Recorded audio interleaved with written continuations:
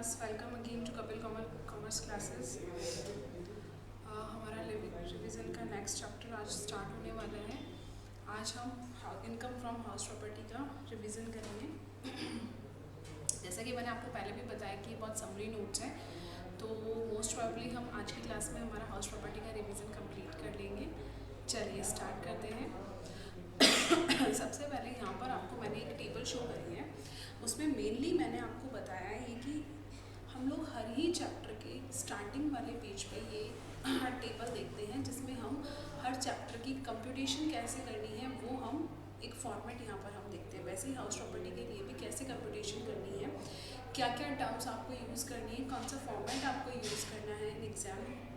चाहे आपके पास जो क्वेश्चन है वो सारे हेड्स का कंबाइंड क्वेश्चन आए या फिर सिंगल हाउस प्रॉपर्टी की इनकम कैलकुलेट करने के लिए क्वेश्चन आए, आपको इसी फॉर्मेट का यूज़ करना है.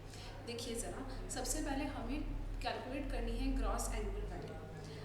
ग्रॉस एनुअल वैल्यू क्या होती है ये हम ज़्यादा इन डेप्थ डिस्कशन करेंगे अभी, लेकिन फिर भी आपको पता होना चाहिए बिकॉज हम रिविज़न क्लास में बैठे हुए, रेगुलर क्लास हम ऑलरेडी ले चुके हैं, तो ये टर्म्स हम ऑलरेडी एटलीस्ट पढ़ चुके हैं. ठीक है, उसमें से हम लेस करते हैं म्युनिसिपल टैक्सेस. कब, कैसे, क्यों करते हैं अभी हम आगे पढ़ेंगे. जिससे हमारे पास आती है नेट एनुअल वैल्यू. इसमें से हम चैप्टर के डिडक्शंस लेस करेंगे अंडर सेक्शन 24. ठीक है, सेक्शन नंबर 22 हमारे हाउस प्रॉपर्टी का चार्जिंग सेक्शन है. 22 से लेके 24 तक हम सारे सेक्शन हाउस प्रॉपर्टी हेड के अंदर पढ़ेंगे. सैलरी हेड में हमने मेनली 3 सेक्शंस पढ़े थे, सेक्शन नंबर 15, 16 एंड 17. ठीक है, हाउस प्रॉपर्टी में हम सेक्शन नंबर 22, 23, 24 मेनली पढ़ेंगे. 26 भी हम इसी के अंदर कवर करते हैं. चलिए, डिडक्शन अंडर सेक्शन 24 में 2 डिडक्शंस की बात की जाती है. एक है स्टैंडर्ड डिडक्शन, जो कि आपका फ्लैट 30% से आपको दिया जाता है. ये 30% किसका होता है? आपकी NAV का.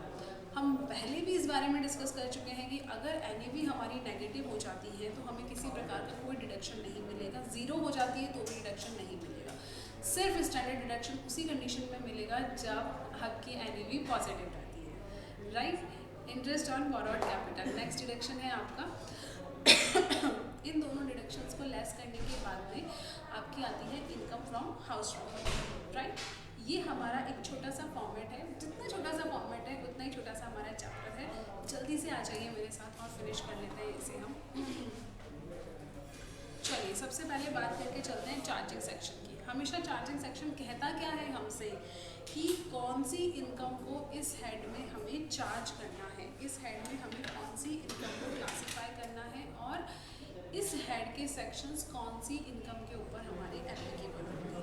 राइट, तो चार्जिंग सेक्शन आपको 3 तरीके की बातें करता है. Property should consist any building और लैंड अपार्चुनेट देयर टू. कोई भी बिल्डिंग और बिल्डिंग से जुड़ी हुई लैंड को इंक्लूड करेंगे हम हाउस प्रॉपर्टी में. Right, assessee must be owner of the property. जिसकी इनकम की हम कंपटीशन कर रहे हैं वो बंदा कौन है? एसएससी है. एसएससी जो है वो उस प्रॉपर्टी का क्या होना चाहिए? ओनर होना चाहिए. Property should not be used by the owner for the purpose of any business और profession carried on by him. Property should not be used by the owner for the purpose of any business और profession carried on by him. बात इतनी सी है कि जो property जिसकी income हम house property head में टैक्सेबल करना चाह रहे हैं, उस प्रॉपर्टी का यूज़ ऑनर अपने PGBP के लिए ना कर रहा हो. अगर कर रहा होगा तो उसके बारे में बात हम किस में जाके करेंगे?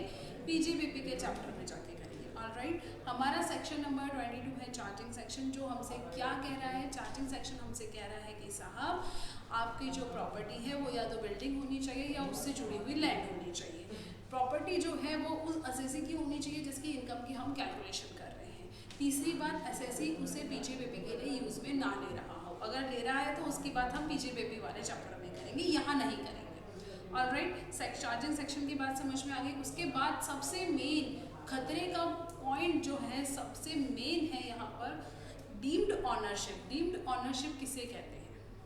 ठीक है, ऑनरशिप तो हमें पता है, मेरे नाम से प्रॉपर्टी है, मेरे पास प्रॉपर्टी के डॉक्यूमेंट्स है, सब कुछ मेरे पास है, तो मैं उसकी ऑनर हूँ. लेकिन मैं ऑनर नहीं हूँ फिर भी मैं ऑनर मानी जाऊँगी, ऐसा कब होगा? आइए ज़रा पढ़ते हैं। ऐसे हमारे पास में 5 सिचुएशंस है जिसमें हम प्रॉपर्टी के क्या माने जाएंगे, ऑनर माने जाएंगे। Person in possession of a property as per transfer of property act. TOPA means transfer of property act, लिख लीजिएगा। मैंने यहाँ पे थोड़ी शॉर्ट फॉर्म्स यूज़ करी है बिकॉज हमें हमारे नोट्स को बहुत समराइज फॉर्मेट में डालना था, ठीक है। फर्स्ट क्या है, मेरे पोजेशन में प्रॉपर्टी है तो मैं तो उसकी ऑनर मानी ही जाने वाली हूँ। Person having the right in property for a period of a minimum of 12 years if applicable the renewal of rights also need to be more than 1 year। आपने सुना होगा कि आजकल रेंट एग्रीमेंट 11 months के बनते हैं। ऐसा क्यों? 11 months के रेंट एग्रीमेंट इसलिए बनते हैं क्योंकि अगर 1 साल से ज़्यादा पीरियड तक आप किसी प्रॉपर्टी पर राइट रख लेते हैं और वो राइट आपका 12 साल तक कंटिन्यूस चला जाता है तो वो प्रॉपर्टी आपकी मान ली जाएगी। आपकी किसकी?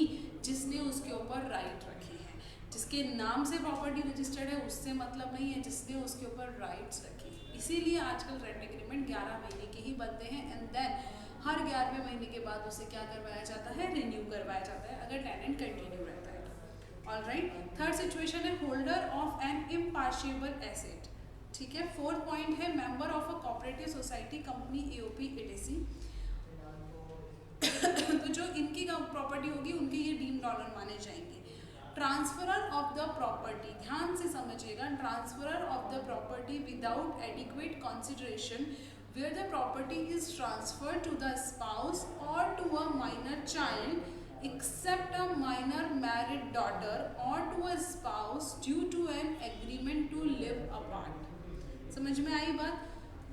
डीम्ड ऑनरशिप को हम दोबारा पढ़ेंगे क्लबिंग वाले चैप्टर में। जब मैंने आपको क्लबिंग वाला चैप्टर पढ़ाया था तब भी हमने इसे यहाँ से भी रिलेवेंस लिया था। हमने क्यों पढ़ते हैं? क्योंकि हम जो डीम्ड ऑनरशिप है इसमें ऑनर हम दूसरे बंदे को मानते हैं तो फिर इससे होने वाली इनकम भी हम दूसरे बंदे के हैंड्स में ही क्लब करते हैं, ठीक है। तो वही बात है कि अगर आप विदाउट एनी एडिक्वेट कंसिडरेशन आपके स्पाउस को या फिर आपके अपने माइनर चाइल्ड को, जिसमें माइनर मैरिड डॉटर इंक्लूड नहीं है, को ट्रांसफ़र करते हैं प्रॉपर्टी, तो उस सिचुएशन में आप ही उसके डीम्ड ऑनर माने जाएंगे, सामने वाला उसका डीम्ड ऑनर नहीं माना जाएगा, ठीक है। चलिए छोटे छोटे से 2 टॉपिक्स थे। अब हम आ जाते हैं हमारे एक और छोटा सा टॉपिक बच रहा है, business of renting property and stock in trade. देखिए ज़रा ध्यान से समझिएगा मेरी बात को। कुछ लोगों का काम ही होता है किराए पर देना। मेरे पास 2, 3, 4 बिल्डिंग है, उसमें 20-20 फ्लैट है। ओह, मेरे पास है कि नहीं है, मैं एक अजम्पशन लेके चल रही हूँ कि मेरे पास ऐसा है। तो मैं अगर उन फ्लैट्स को किराए पर देने का ही बिजनेस करती हूँ और या फिर मैं उन फ्लैट्स को खरीदने बेचने का काम करती हूँ तो मेरे लिए वो क्या है, स्टॉक है। एक तो देखिए आप इस चीज़ को ऐसे समझिए, एक तो मेरे पास एक कार है और एक मेरे पास कार का शोरूम है जिसमें बहुत सारी कार खड़ी है। वो सारी खरीदी भी तो मैंने ही है, लेकिन क्यों खरीदी है? बेचने के पर्पज़ से खरीदी है। सेम वैसे ही बिजनेस के फ्लैट्स के केस में, एक तो मेरे पास एक फ्लैट है, 2 फ्लैट है, 3 फ्लैट है, एज अ प्रॉपर्टी मैंने उसको होल्ड करके रखा हुआ है। और एक मैं क्या करती हूँ, फ्लैट खरीदती हूँ, फिर उसे बेच देती हूँ, फिर दूसरा फ्लैट खरीदती हूँ, फिर उसे भी बेच देती हूँ। तो मेरा काम ही क्या है, फ्लैट को खरीदने बेचने का, प्लॉट को खरीदने बेचने का, बिल्डिंग को खरीदने बेचने का, ठीक है। तो अगर मेरा बिजनेस ही इनको खरीदने बेचने का है तो मेरे लिए ये क्या बन जाएंगे, स्टॉक। जैसे कि कपड़ा बेचने, खरीदने बेचने का बिजनेस करने वाले के लिए स्टॉक कपड़ा होता है, वैसे ही बिल्डिंग और फ्लैट और हाउस प्रॉपर्टी खरीदने बेचने वाले का बिजनेस अगर है तो उसके लिए स्टॉक क्या रहेगा, उसकी हाउस प्रॉपर्टी रहेगी, राइट। चलिए जी ज़रा, अगर ऐसा कुछ होता है, assessee engaged in the business of letting out property on rent would be taxable as business income. देखिए ज़रा, एक बहुत हल्की सी लकीर है आपके हाउस प्रॉपर्टी की इनकम में टैक्सेबल होने और पीजीबीपी के इनकम में टैक्सेबल होने के बीच। और वो हल्की सी लकीर क्या है, आपका मोटिव। हाउस प्रॉपर्टी से होने वाली इनकम आपकी हाउस प्रॉपर्टी हेड में जाएगी या पीजीबीपी हेड में जाएगी, ये डिसाइड करेगा आपका उस प्रॉपर्टी को लेकर मोटिव। अगर आपका मोटिव प्रॉपर्टी को खरीदने बेचने का, व्यापार करने का है, व्यापार पे जोर इसलिए दिया गया है क्योंकि जहाँ व्यापार की बात आ जाती है वहाँ कौन सा हेड आएगा, पीजीबीपी हेड। और अगर आपका मोटिव व्यापार करना नहीं है, खरीदने बेचने का, आपका मोटिव है किराया लेना, तो आपकी इनकम जाएगी income from house property head में। ओके ओके चलिए, अगर आपने खरीदने बेचने के लिए कोई प्रॉपर्टी रखी हुई है और वो बिक नहीं रही है, तब तक के पीरियड के लिए आपने किराए पर दे दी है, तो उससे होने वाला किराया, मिलने वाला किराया आपका बिजनेस इनकम कहलाएगा। Alright, property held as stock in trade is considered income from house property. However, the annual value of property held as stock in trade would be treated as nil for a period of 2 years. हम 2 साल तक का मोहलत दे रहे हैं आपको।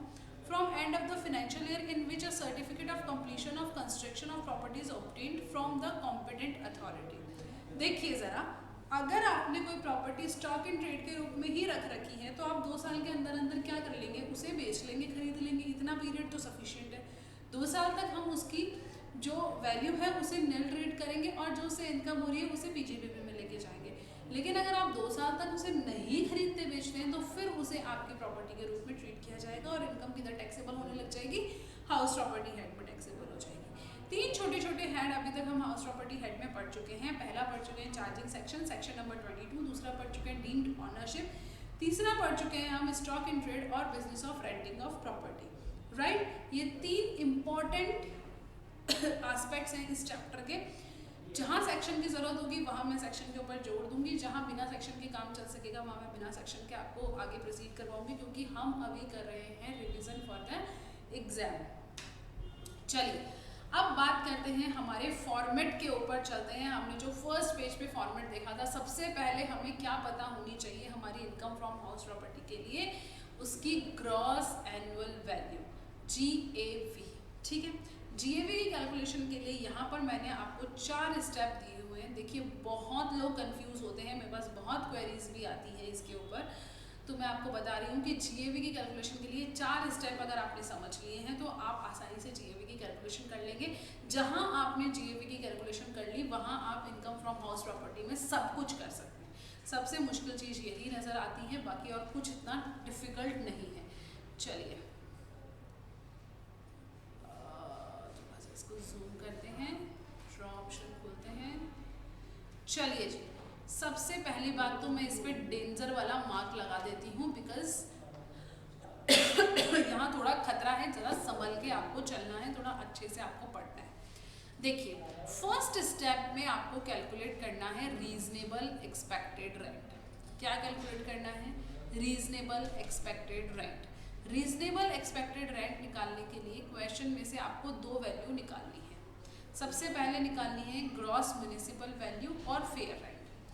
Gross municipal value और fair rent, देखिए मेरी बात ध्यान से समझिएगा, क्वेश्चन में X, Y, Z करके बहुत सारी वैल्यूज देकर आपको कंफ्यूज किया जा सकता है।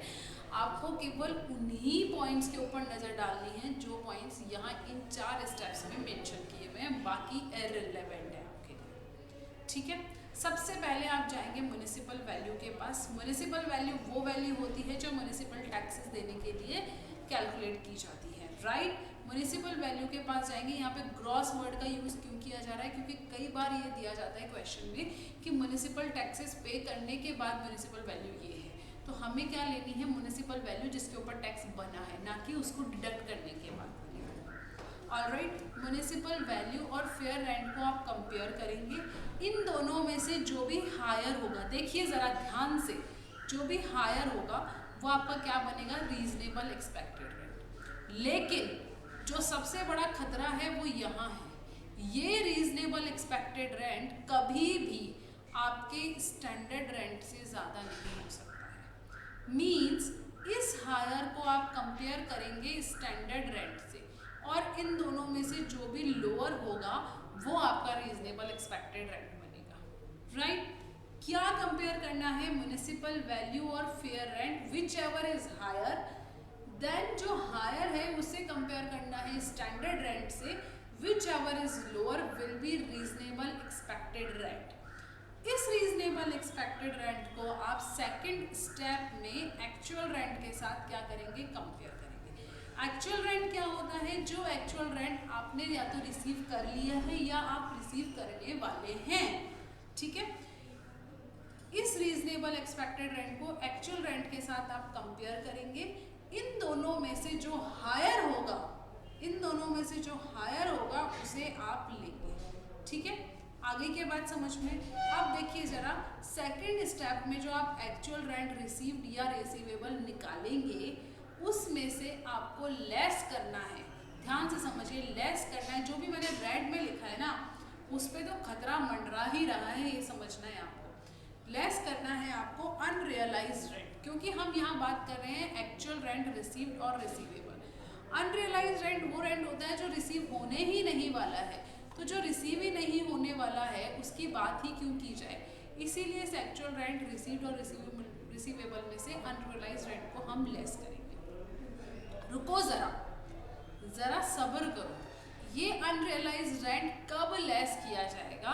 जब ये 4 शर्तों को पूरा करने वाला होगा। 4 शर्तें क्या है? टेनेंसी आपकी बोनाफाइड है, ठीक है, टेनेंसी आपकी क्या है? बोनाफाइड है, मींस निष्पक्ष है, किसी भी तरीके का कोई भी छल कपट उस टेनेंसी में नहीं है। The defaulting tenant has vacated the property, जो टेनेंट है जिसे आपने किराए पर दिया था प्रॉपर्टी को, उसने प्रॉपर्टी खाली कर दी है, उसको आपने कोई दूसरी प्रॉपर्टी किराए पर नहीं दी है। और चौथी शर्त, आपने उससे किराया वसूल करने के लिए सारे हथकंडे अपना लिए हैं, उसका गला भी पकड़ लिया है, पुलिस के पास में रिपोर्ट भी दर्ज करवा दी है, उसका सामान भी उठा के बाहर फेंक दिया है। XYZ जो भी आप कर सकते थे for the recovery of rent, आपने वो चीज़ कर ली है। अगर ये 4 शर्तें पूरी होती है, उसके बावजूद भी अगर आपके पास रेंट नहीं आ पाता है तो आप उसे अनरियलाइज्ड रेंट मानेंगे और आपके एक्चुअल रेंट रिसीव्ड और रिसीवेबल में से उसे क्या करेंगे? लेस करेंगे। ऑलराइट, आई बात समझ में? मैंने क्या किया अभी तक जीएवी निकालने के लिए? सबसे पहले मैं रीजनेबल एक्सपेक्टेड रेंट कैलकुलेट करूंगी, जो कि मेरे म्युनिसिपल वैल्यू और फेयर रेंट में से जो भी हायर होगा उससे मैं कंपेयर करूंगी मेरे स्टैंडर्ड रेंट से। इन दोनों में से जो भी लोअर होगा वो मेरा क्या बनेगा? Reasonable expected rent. देन मैं इसे कंपेयर करूंगी मेरे एक्चुअल रेंट रिसीव्ड और रिसीवेबल से, जिसके साथ ऑलरेडी मैं अनरियलाइज्ड रेंट लेस कर चुकी हूँ। ठीक है, दोनों को स्टेप 1 एंड स्टेप 2 को कंपेयर करूंगी, दोनों में से जो भी हायर होगा उसे मैं उठा लूँगी। ठीक है, आ गई बात समझ में? उसे मैं उठा के क्या बना दूंगी? मेरी जीएवी बना दूंगी। लेकिन फिर से रुको, जरा सब्र करो। क्या सब्र करनी है हमें? स्टेप 4 पे आके मुझे ये देखना है कि कहीं जिस पीरियड की इनकम मैं कैलकुलेट कर रही हूँ उस पीरियड में मेरे पास कोई वैकेंसी पीरियड तो नहीं रहा है। मैडम ये वैकेंसी पीरियड क्या होता है? वैकेंसी पीरियड होता है आपका जिस पीरियड में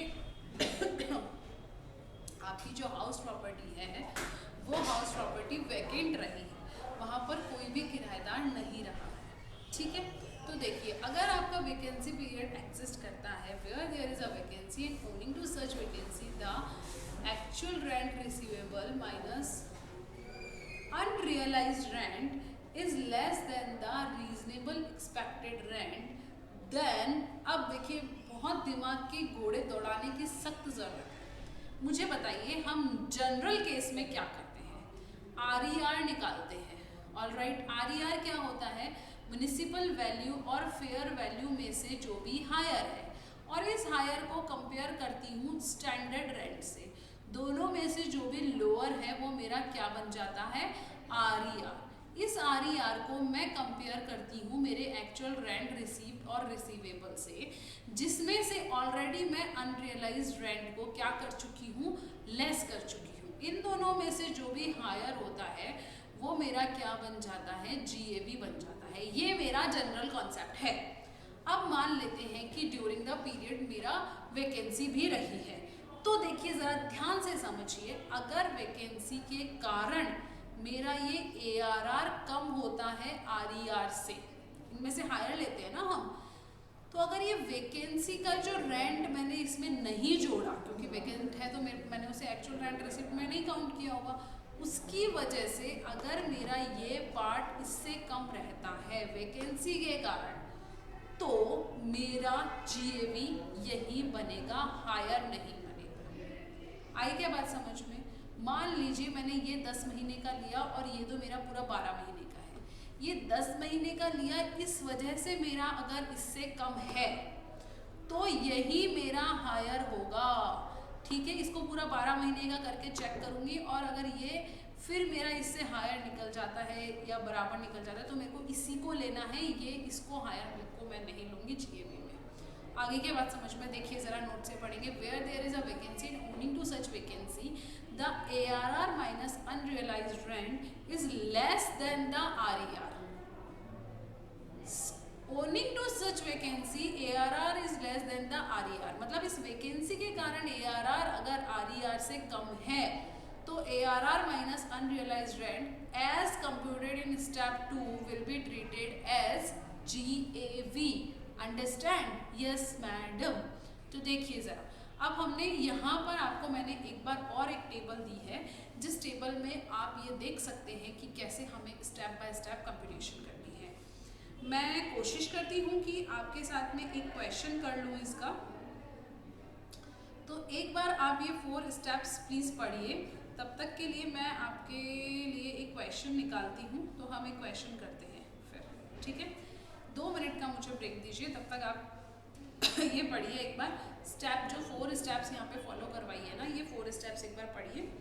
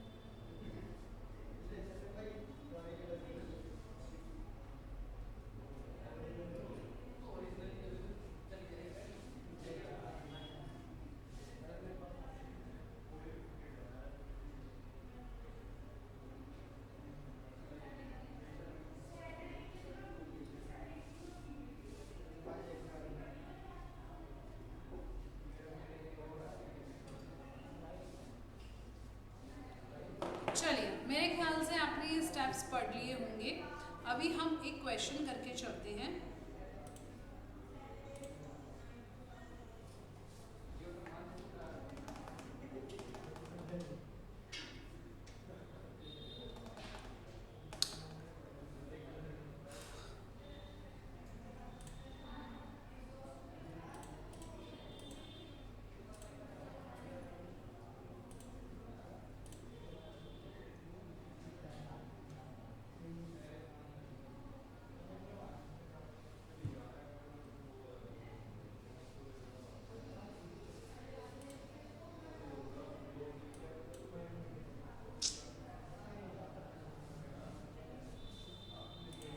हाँ जी, चलिए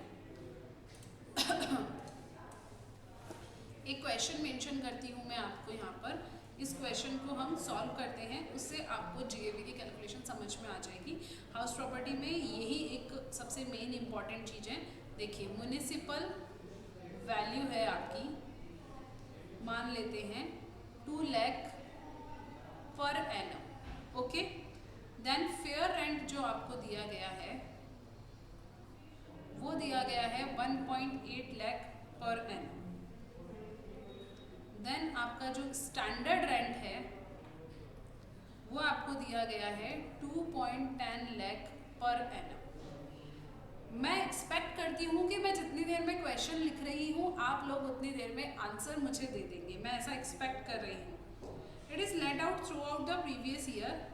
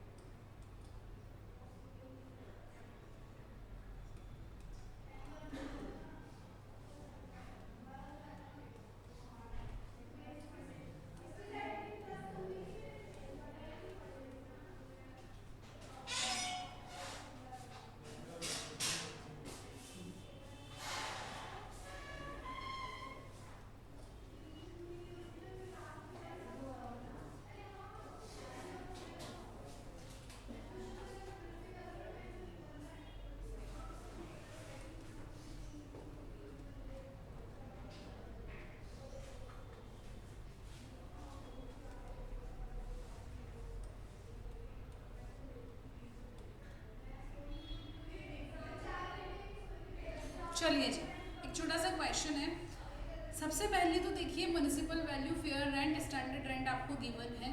रेंट रिसीव्ड मींस जो आपने रेंट आपका बनता है वो आपने रिसीव किया है, वो यहाँ पे मेंशन किया हुआ है। Property is transferred by X to Y on 28 February 2024, however Y failed to recover rent for the March।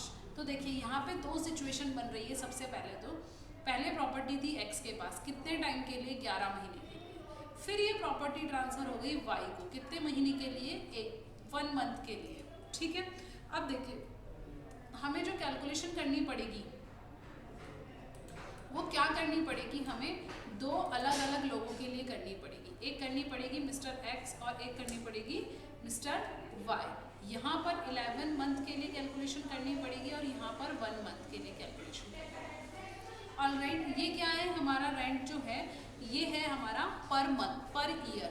तो ये डिवाइडेड बाय क्या है? 12 और मल्टीप्लाई क्या करना पड़ेगा मुझे? 11 से। राइट, ठीक है, ये मुझे करना ही पड़ेगा। सबसे पहले देखती हूँ मैं कि मुझे क्या करना है। इसको डिवाइडेड बाय 12 मल्टीप्लाई बाय 11 करूँगी म्युनिसिपल वैल्यू को, तो ये मेरा निकल के आएगा 1,83,333। चेक कर लीजिएगा please municipal value. Fair rent जो है मेरा वो निकल के आएगा डिवाइडेड बाय 12 मल्टीप्लाई बाय 11 करूँगी तो ये मेरा निकल के आएगा 1,65,000। बाकी बचा हुआ 1 मंथ का इधर आ जाएगा 16,667 and here is it 15,000। Right, अब देखिए ज़रा, मुझे सबसे पहले जीएबी के लिए क्या चाहिए? Reasonable expected rent. ठीक है, यहाँ मैं स्टैंडर्ड रेंट भी निकाल लेती हूँ। स्टैंडर्ड रेंट मेरा कितना निकल के आएगा साहब? वही 11 और करूँगी तो 192,500 आने वाला है इधर, और लेफ्ट जो रहा 17,500 वो आ जाएगा इस साइड। ठीक है, अब मुझे क्या निकालना है? Reasonable expected rent. और मेरा रीजनेबल एक्सपेक्टेड रेंट की फर्स्ट स्टेप क्या है? Compare these two values. Higher will be compared with standard rent and then lower will be my reasonable expected rent. Right, इन दोनों में से हायर 1,83,333, इन दोनों में से हायर 1,6,667। राइट, अब इन दोनों में से लोअर 1,83,333, इन दोनों में से लोअर 1,6,667। तो मेरा RER क्या निकला? 1,8,333 राइट एंड 1,6,667। इसे कंपेयर किससे करूंगी? एक्चुअल रेंट रिसीव्ड से। राइट, एक्चुअल रेंट रिसीव्ड से मैं इसे कंपेयर करूंगी। अब देखिए ज़रा, यहाँ एक्चुअल रेंट रिसीव्ड से कंपेयर करना है। मेरा रेंट 15/10/2023 तक कितना था? 10,000। 10,000 था अप्रैल, मई, जून, जुलाई, अगस्त, सितंबर।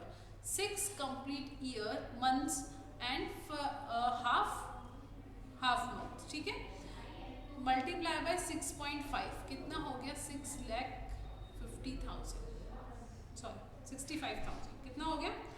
65,000। राइट, अब उसके बाद में हम आ जाते हैं 12,000 कितने पीरियड के लिए रहा? 11 मंथ में से 6.5 गए तो कितने बच गए? 4.5। कितना आ गया निकल के? ये मेरा निकल के आएगा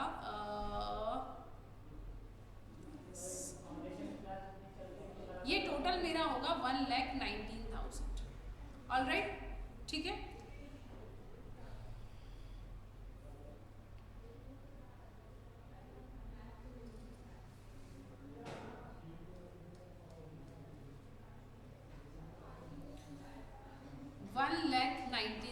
मुझे ज़रा बताइए यहाँ पे अनरियलाइज रेंट का कोई सीन है? फर्स्ट वाले केस में नहीं है, क्योंकि रेंट किसका रिकवर नहीं हुआ? मार्च में, इसका तो हुआ है। तो यहाँ मुझे अनरियलाइज रेंट से रिलेटेड कोई भी एडजस्टमेंट करने की नीड नहीं है। तो मैं यहाँ क्या करूँगी? दोनों में से कंपेयर करूँगी। Higher will be my GAV and higher क्या है? 1,8,333 और मेरी GAV क्या निकल गई? ये। अब यहाँ बात करती हूँ ARR। यहाँ ARR क्या है? 0, क्योंकि रेंट रिकवर ही नहीं हो पाया। आ गई बात समझ में? अब इन दोनों में से हायर तो क्या हुआ? ये। लेकिन रुको ज़रा, मुझे क्या करना है? कि मुझे एडजस्टमेंट करना है मुझे एडजस्टमेंट करना है कि अनरियलाइज्ड रेंट की वजह से तो कहीं मेरा ARR कम नहीं हो गया। तो मैं देखूंगी मार्च मंथ का मेरा अनरियलाइज्ड रेंट कितना है, कितना है, कितना है साहब, 12,000। अभी भी हायर क्या है ये, तो मतलब इसकी वजह से तो लोअर नहीं हुआ, ये तो वैसे भी हायर ही था, राइट। तो अब मेरी GAV क्या बनेगी, 1667। अब देखिए जरा, अगर ये रेंट मेरा 12,000 की जगह 18,000 होता, यहाँ 18,000 लेती मैं क्योंकि अनरियलाइज्ड रेंट था 18,000, तो मैं देखती इन दोनों में से हायर फिर कौन सा है, तो ये हायर होता तो मेरी GAV 0 ही रहती। आ गई क्या बात समझ में, आ गई। चलिए बहुत ही बढ़िया कि आपको ये बात समझ में आ गई। हम नेक्स्ट चलते हैं हमारे नोट्स के पास में। सबसे इंपॉर्टेंट कैलकुलेशन हम समझ चुके हैं, प्रैक्टिकल क्वेश्चन हम कर चुके हैं। GAV की कैलकुलेशन के लिए फर्स्ट स्टेप में आपको रीजनेबल एक्सपेक्टेड रेंट निकालना है। रीजनेबल एक्सपेक्टेड रेंट निकालने के लिए म्युनिसिपल वैल्यू को फेयर रेंट से कंपेयर करेंगे, दोनों में से जो भी हायर होगा उसे स्टैंडर्ड रेंट से कंपेयर करेंगे, दोनों में से जो भी लोअर होगा वो आपका रीजनेबल एक्सपेक्टेड रेंट बनेगा, उससे आपको कंपेयर करना है एक्चुअल रेंट रिसीव्ड से। एक्चुअल रेंट रिसीव्ड में से अनरियलाइज्ड रेंट को लेस करना है। अनरियलाइज्ड रेंट तभी लेस होगा जब 4 शर्तें पूरी होंगी। टेनेंसी बोनाफाइड हो, जो टेनेंट को हमने प्रॉपर्टी किराए पर दी थी और उसने रेंट नहीं दिया है, उससे हमने प्रॉपर्टी खाली करा ली हो, किसी दूसरी प्रॉपर्टी में उसको रखा नहीं हो और उससे किराया वसूल करने के सारे हथकंडे हमने अपना लिए हो, राइट। और फिर हम देखेंगे कि इन दोनों में से जो भी हायर है ARR और रीजनेबल एक्सपेक्टेड रेंट, उसे GAV बना देंगे। लेकिन रुकेंगे हम, अगर GAV अगर हमारा ARR माइनस अनरियलाइज्ड रेंट के कारण हायर है, माइनस अनरियलाइज्ड रेंट करने के कारण हायर आया है, तो हमारा GAV ARR minus unrealised rent ही होगा, RER नहीं। ठीक है, ओके मैडम, आपकी बात हमारे बहुत अच्छे से समझ में आ गई है। अब हम आगे चलते हैं। चलिए चलिए चलिए, हमें आज में चैप्टर फिनिश करना है, ये हमारा टारगेट है। मैडम हमें थ्योरी पढ़ाएगी आज में, और हम घर बैठ के आज में सारे स्कैनर के क्वेश्चन करेंगे, मॉड्यूल के क्वेश्चन करेंगे, और अगर मैडम ने कल हमें कुछ एडिशनल क्वेश्चंस दिए तो हम वो भी कल करेंगे, राइट। ठीक है, चलिए आ जाइए।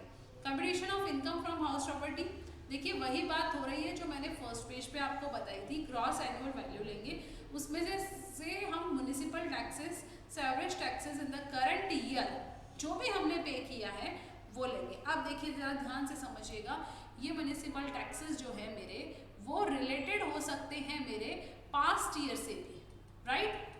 ये हमने जब चैप्टर पढ़ा था तब भी पढ़ा था, रिवीजन के टाइम पे तो हमको ऐसे ब्लिंक हो जाना चाहिए, ओहो यस, लाल बत्ती जल जानी चाहिए हमारे दिमाग में कि पास्ट ईयर से रिलेटेड अगर कोई म्युनिसिपल टैक्सेस मैंने इस ईयर में पे किए हैं तो उसका भी मैं डिडक्शन ले सकती हूँ, ठीक है।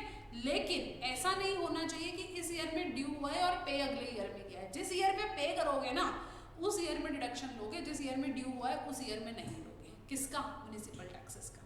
GAV में से म्युनिसिपल टैक्सेस को लेस करना है। Municipal taxes paid, sewerage taxes in paid in the current year, it may be of the previous year as well but paid in the current year। Paid paid paid paid paid paid के ऊपर highlight highlight highlight highlight, ठीक है।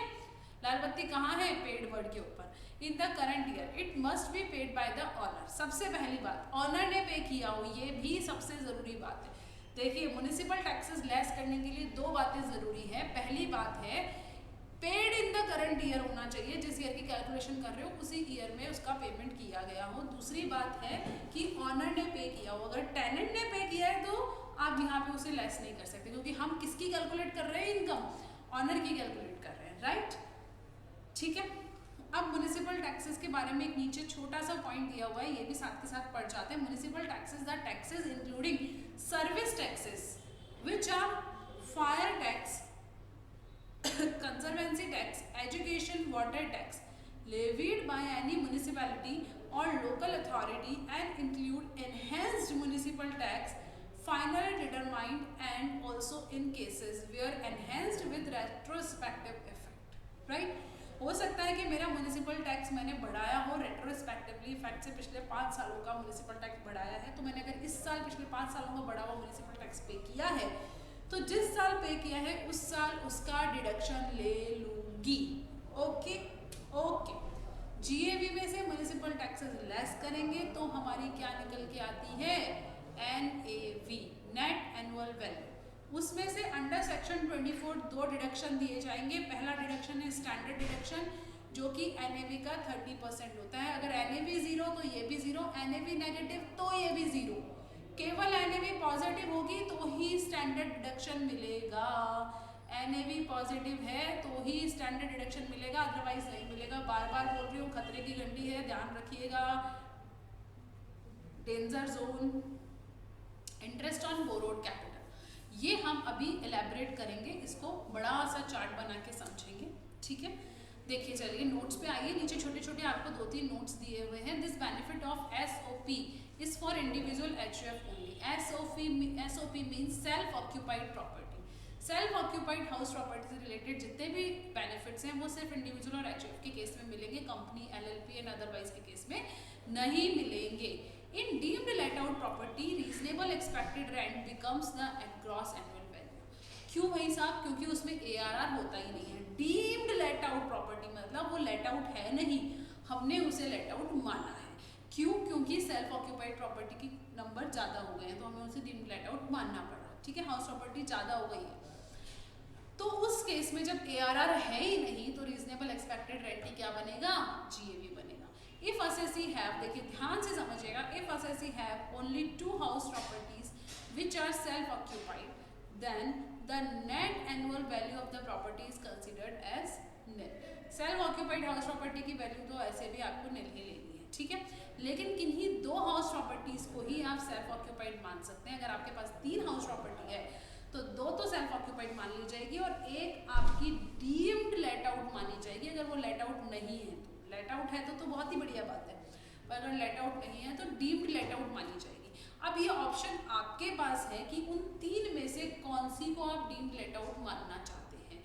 आप इन 3 में से कौन सी को मानना चाहते हैं से मतलब ये है कि इन 3 में से जिसकी इनकम लोअर लगे आप उसे डीम्ड लेट आउट मनवा लो, चाहे से किन्हीं 2 को सेल्फ ऑक्यूपाइड डिक्लेयर कर दो, लेकिन आपको एक को डीम्ड लेट आउट मानना ही पड़ेगा।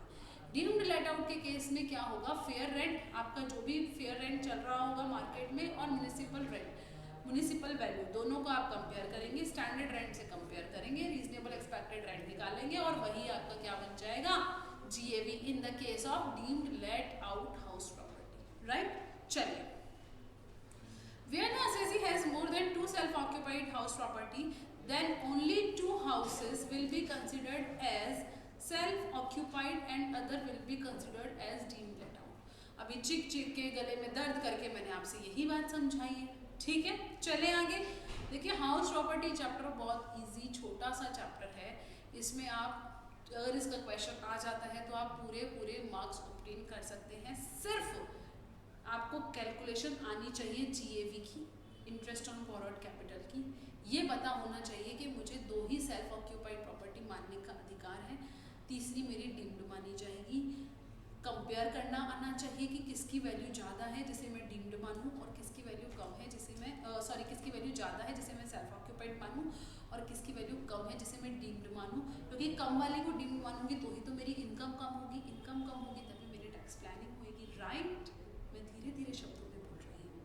चलिए, for SOP only the deduction of 30,000 and 2 lakh with respect to interest paid on borrowed capital under section 24B not allowed if assessee obtained section 115BAC। सासू माँ को पसंद नहीं है कि आप सेल्फ ऑक्यूपाइड प्रॉपर्टी के केस में डिडक्शन ले 30,000 और 2 लाख का। ठीक है, सासू माँ को ये कतई पसंद। चले आगे। अब देखिए जरा, self occupied property house property है तो उस केस में आपको स्टैंडर्ड डिडक्शन मिलेगा कि नहीं मिलेगा। आपकी उसमें जीएवी क्या रहती है, सेल्फ ऑक्यूपाइड हाउस प्रॉपर्टी के केस में एनएवी आपकी जो निकल के आती है वो नल निकल के आती है। उसमें से इंटरेस्ट आपको स्टैंडर्ड डिडक्शन नहीं मिलेगा, क्योंकि जब स्टैंडर्ड डिडक्शन केवल तभी मिलता है जब आपकी एनएवी पॉजिटिव होती है। ऑलराइट, इसीलिए हमने यहाँ पर सासू माँ की बात केवल 24B सेक्शन के लिए करी, ए सेक्शन के लिए नहीं करी, क्योंकि सेल्फ ऑक्यूपाइड हाउस प्रॉपर्टी में ए सेक्शन एप्लीकेबल ही नहीं रहेगा, क्योंकि आपकी NAV क्या होती है उसमें 0 होती है। और सासू माँ ने आपको B सेक्शन के लिए भी मना कर दिया, तो 115 BAC के केस में तो हम बात ही नहीं कर रहे हैं डिडक्शंस की, राइट। चलिए आ जाइए, अब हम फटाफट से बात कर लेते हैं साहब। ओहो, ये तो मेरा फेवरेट है मैडम, ये हमारा भी फेवरेट है, अरे वाह क्या बात है। Deduction allowed under the chapter as whole. अब देखिए ज़रा, हम बात करते हैं कि इस चैप्टर के जो दो मेजर डिडक्शंस है कौन कौन से, section number 24A and section number 24B, वो आपको कैसे कैसे मिलेगा। चलिए अब बात करते हैं सबसे पहले तो लेट आउट या deemed let out house property के केस, ठीक है। Standard deduction under section 24A, flat 30% मिल जाएगा, आंख बंद करके दे दो। अगर लेट आउट है और डीम्ड लेट आउट है हाउस प्रॉपर्टी, तो आंख बंद करके NAV का 30% डिडक्शन दे दोगे? ओके मैडम, दे देंगे। इंटरेस्ट ऑन बोरोड कैपिटल, जितना भी इंटरेस्ट पे कर रहे हो पूरा का पूरा आप अलाउ कर दो, पूरा का पूरा डिडक्शन आपको मिल जाएगा उसका। 2 लाख की लिमिट यहाँ एप्लीकेबल नहीं होती, ठीक है। अब आ जाते हैं सेल्फ ऑक्यूपाइड हाउस प्रॉपर्टी के पास। अगर आपकी सेल्फ ऑक्यूपाइड हाउस प्रॉपर्टी है, NAV आपकी 0 होगी, in that case standard deduction will not be allowed, because standard deduction will only be allowed if your NAV is positive. If your NAV is negative or 0, you will not be able to take standard deduction. All right, तो standard deduction की तो यहाँ पर मैं बात ही नहीं करूँगी। यहाँ मैं सीधी सीधी बात किसकी करूँगी, सेक्शन नंबर 24B की।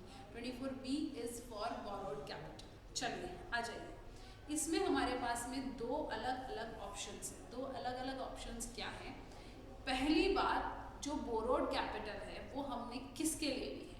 बोरोड कैपिटल मैंने ली है repair renewal reconstruction, repair renewal reconstruction, री रिपेयर रिन्यूअल और रिकंस्ट्रक्शन के लिए अगर मैंने ली है तो 30,000 तक के इंटरेस्ट की मुझे छूट मिलेगी, उससे ज़्यादा की नहीं मिलेगी। Maximum 30,000 will be allowed. Okay madam, अगर मैंने हाउस प्रॉपर्टी खरीदने के लिए या बनाने के लिए लोन लिया है और ये लोन मैंने 1 अप्रैल 1999 से पहले ले लिया था, तो मुझे 30,000 की ही डिडक्शन मिलेगा मैक्सिमम, उससे ज़्यादा का नहीं मिलेगा। अगर ये लोन मैंने 1 अप्रैल 1999 के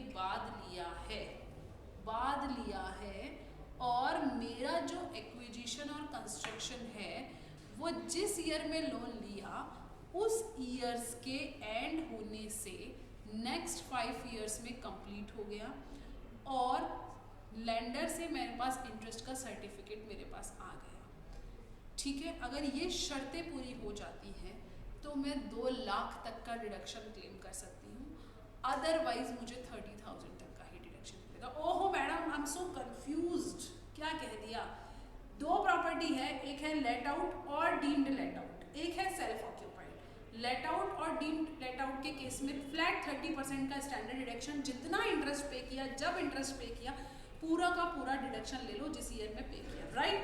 प्री कंस्ट्रक्शन पीरियड की बात अभी मैं नहीं कर रही हूँ। दूसरा है मेरा सेल्फ ऑक्यूपाइड हाउस प्रॉपर्टी। जो भी गणित है ये इस सेल्फ ऑक्यूपाइड हाउस प्रॉपर्टी की है, क्योंकि सेल्फ ऑक्यूपाइड हाउस प्रॉपर्टी में मुझे स्टैंडर्ड डिडक्शन 0 मिलेगा। बोरोड कैपिटल के ऊपर जो इंटरेस्ट पे किया है उसका डिडक्शन ले सकती हूँ सिर्फ, लेकिन अगर मैंने रिपेयर, रिन्यूअल और रिकंस्ट्रक्शन के लिए लोन लिया है, री के लिए लोन लिया है, केवल 30,000 तक के इंटरेस्ट का मुझे बेनिफिट मिलेगा, ठीक है, ड्यूरिंग द ईयर।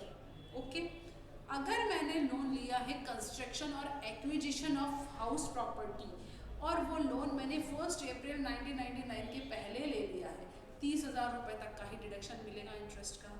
अगर 1 अप्रैल 1999 के बाद में मैंने लोन लिया है फॉर कंस्ट्रक्शन और एक्विजिशन, तो मेरा कंस्ट्रक्शन और एक्विजिशन लोन लेने वाले फाइनेंशियल ईयर की एंडिंग से नेक्स्ट 5 फाइनेंशियल ईयर के एंडिंग तक मेरा कंस्ट्रक्शन कंप्लीट हो जाना चाहिए, एक्विजिशन मैंने कर लिया होना चाहिए।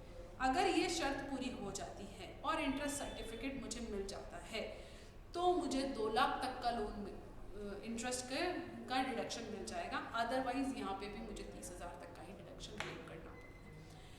मुझे 2 लाख तक का डिडक्शन कब मिलेगा? सेल्फ ऑक्यूपाइड हाउस प्रॉपर्टी हो, लोन लिया हो एक्विजिशन या कंस्ट्रक्शन के लिए, कंस्ट्रक्शन मैंने 5 साल में कंप्लीट कर लिया हो, इंटरेस्ट का सर्टिफिकेट मेरे पास हो, तो 2 लाख तक का इंटरेस्ट का डिडक्शन ले सकती हूँ।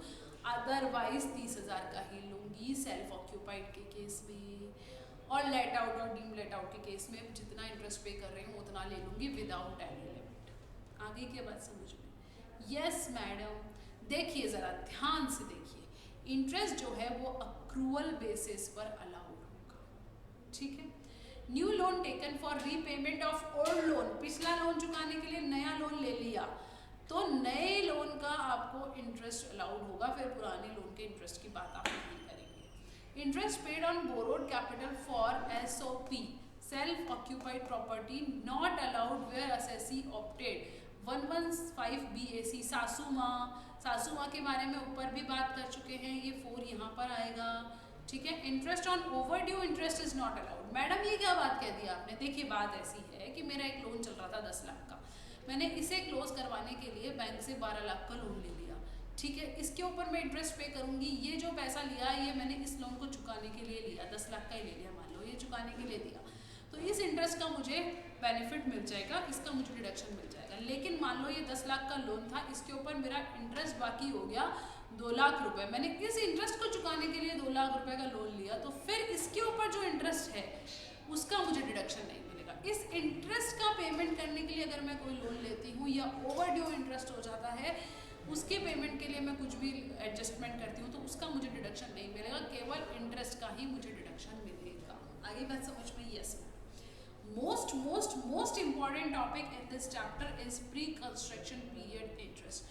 बहुत सारी क्वेरीज आती हैं, बच्चे बार बार आते हैं madam pre construction period interest के बारे में थोड़ा सा एक्सप्लेन करिए। चलिए हम एक्सप्लेन कर लेते हैं।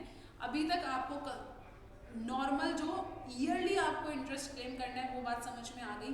लेट आउट और डीम लेट आउट के केस में पूरा जितना पे किया है, सेल्फ ऑक्यूपाइड के केस में केवल 30,000 का डिडक्शन मिलेगा आपको अगर आपने रिपेयर, रिकंस्ट्रक्शन और रिन्यूअल के लिए आपने लोन लिया है 1 अप्रैल 1999 से पहले लोन लिया है, तो 99 के बाद लोन लिया है और आपका अगर 5 साल के अंदर कंस्ट्रक्शन और एक्विजिशन हो जाता है, इंटरेस्ट सर्टिफिकेट मिल जाता है, तो 2 लाख तक का एक डिडक्शन मिलेगा, अदरवाइज अगेन 30,000 तक का ही डिडक्शन मिलेगा। ऑलराइट, रट जाना चाहिए ऐसे ना, रात को मम्मी ऐसे नींदों में ऐसे पूछे ना उठो बच्चा उठो, तो भी अरे मैडम वो प्री कंस्ट्रक्शन पीरियड इंटरेस्ट, ऐसे ही निकलना चाहिए मुझसे, ठीक है। मम्मी भी मैडम ही दिखनी चाहिए और सपनों में भी यही आने चाहिए आपको।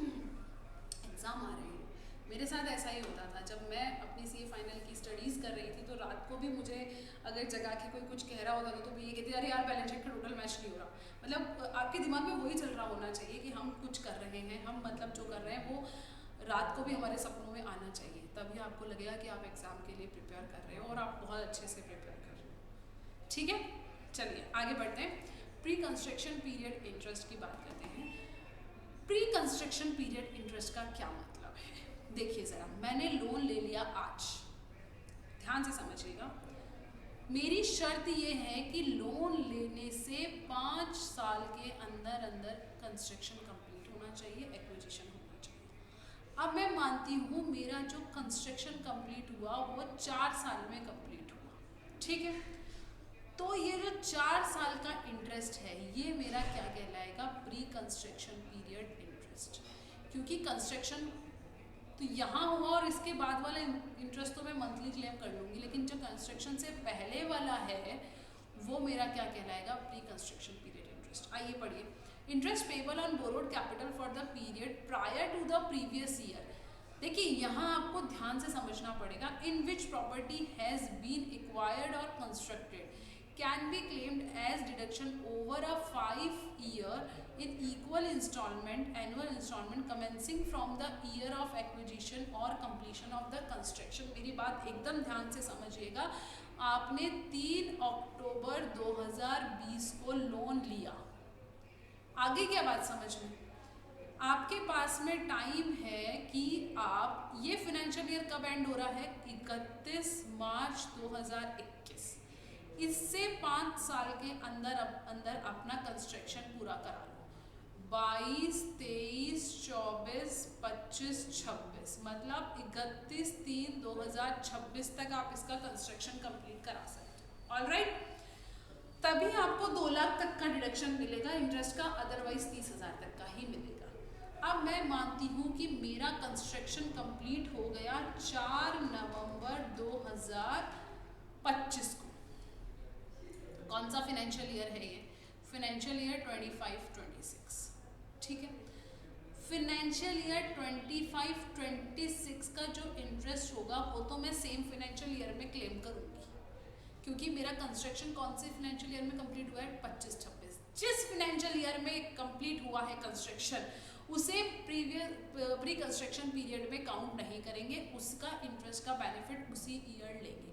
प्री कंस्ट्रक्शन पीरियड होगा हमारा इस फाइनेंशियल ईयर से जस्ट पहले के फाइनेंशियल ईयर तक का पीरियड। मींस मेरा फाइनेंशियल ईयर 2020-21 से लेकर फाइनेंशियल ईयर 2024-25 तक का जो पीरियड होगा वो कहलाएगा प्री कंस्ट्रक्शन पीरियड।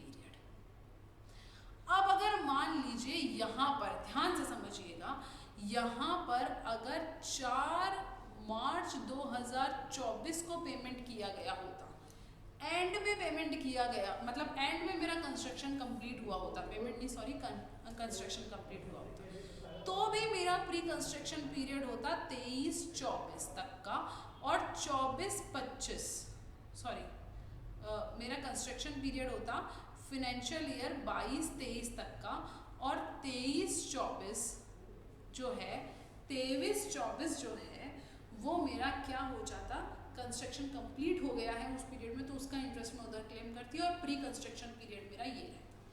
अब ये जो मेरा प्री कंस्ट्रक्शन पीरियड है, इसमें लेट अस अज्यूम मैंने 1 लाख रुपए का इंटरेस्ट का पेमेंट किया टोटल मिला के।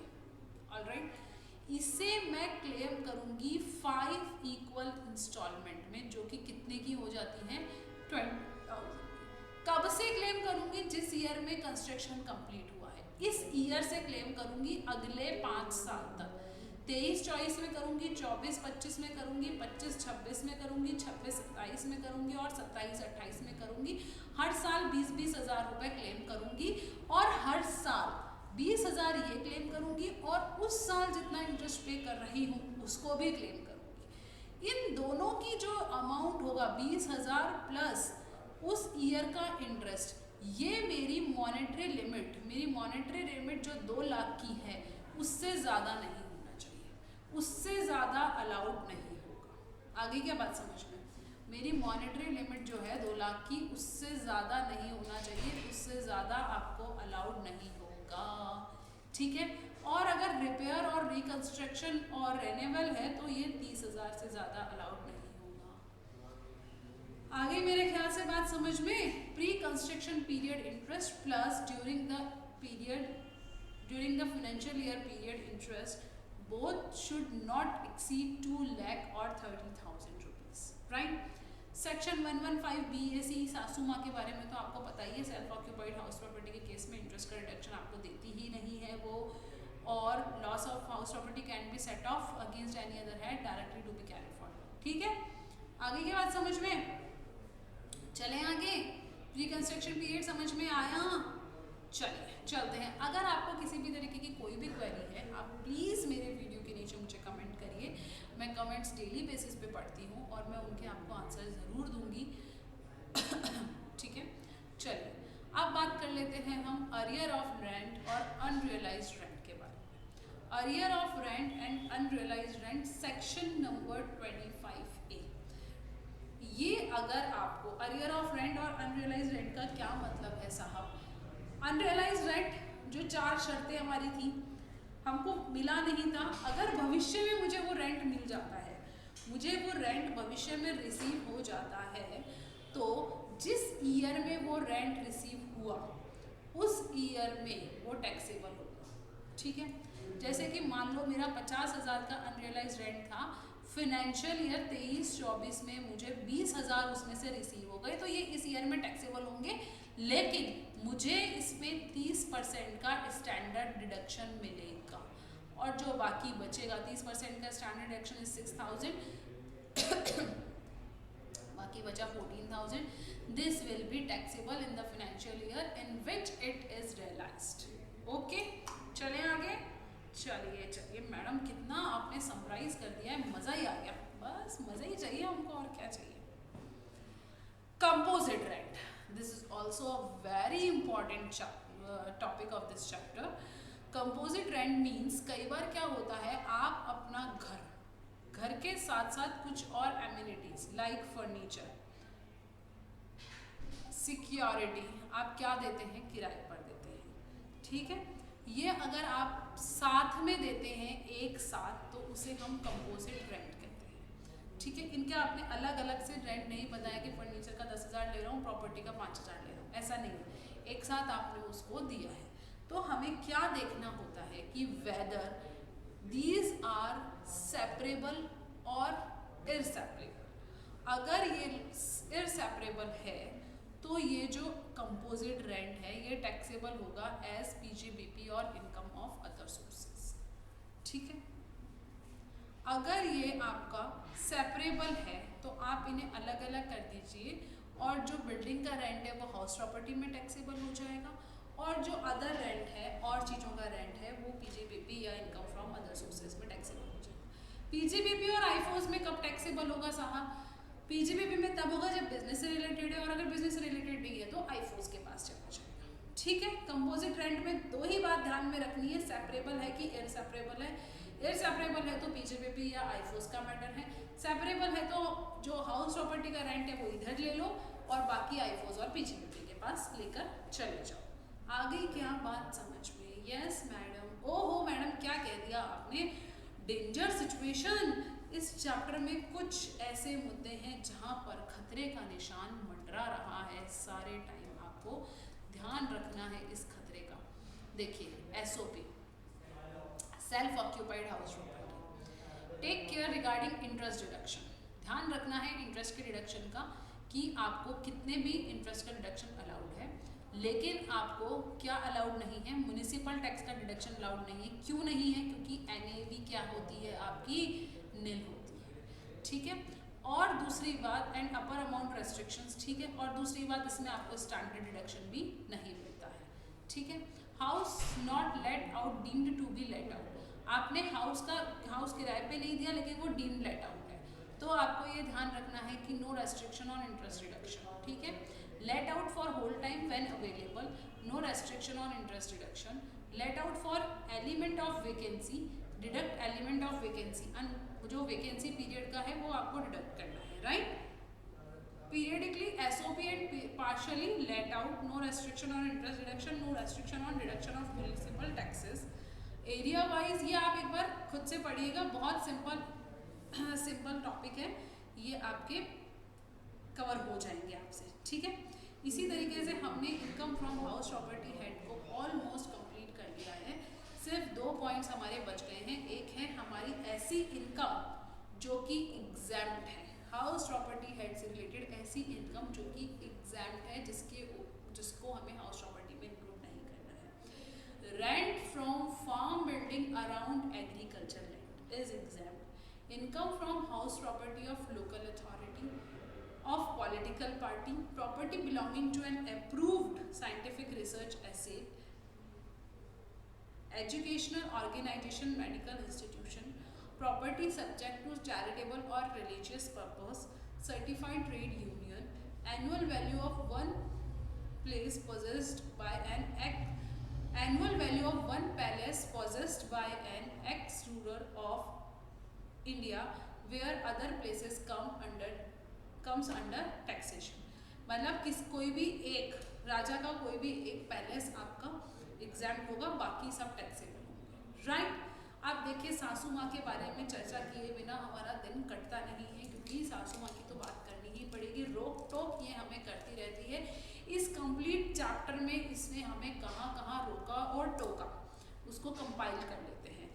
Impact of section 115 BAC, municipal taxation का डिडक्शन इसने हमें अलाउ किया है, स्टैंडर्ड डिडक्शन इसने हमें अलाउ किया है, इंटरेस्ट का डिडक्शन इसने हमें सेल्फ ऑक्यूपाइड हाउस प्रॉपर्टी के केस में अलाउ नहीं किया है, प्रॉपर्टी अगर स्टॉक इन ट्रेड रखी गई है तो अलाउ किया है। ठीक है, ठीक है।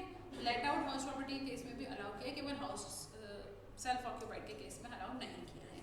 Thank you so much. House property chapter हमारा आज कंप्लीट हो गया है। कोई भी क्वेरी है, कुछ भी है, मेरे नंबर मेंशन किए हुए हैं नोट्स पे, आप मुझे डायरेक्टली भी मैसेज कर सकते हैं, आप मुझे कमेंट कर सकते हैं, आपको उसका सॉल्यूशन ज़रूर मिलेगा। आपको मेरा लेक्चर अगर पसंद आए तो हमारे चैनल को लाइक कीजिएगा, सब्सक्राइब कीजिएगा। Okay, thank you so much, bye bye, take care. कल हम पीछे बीपी से शुरुआत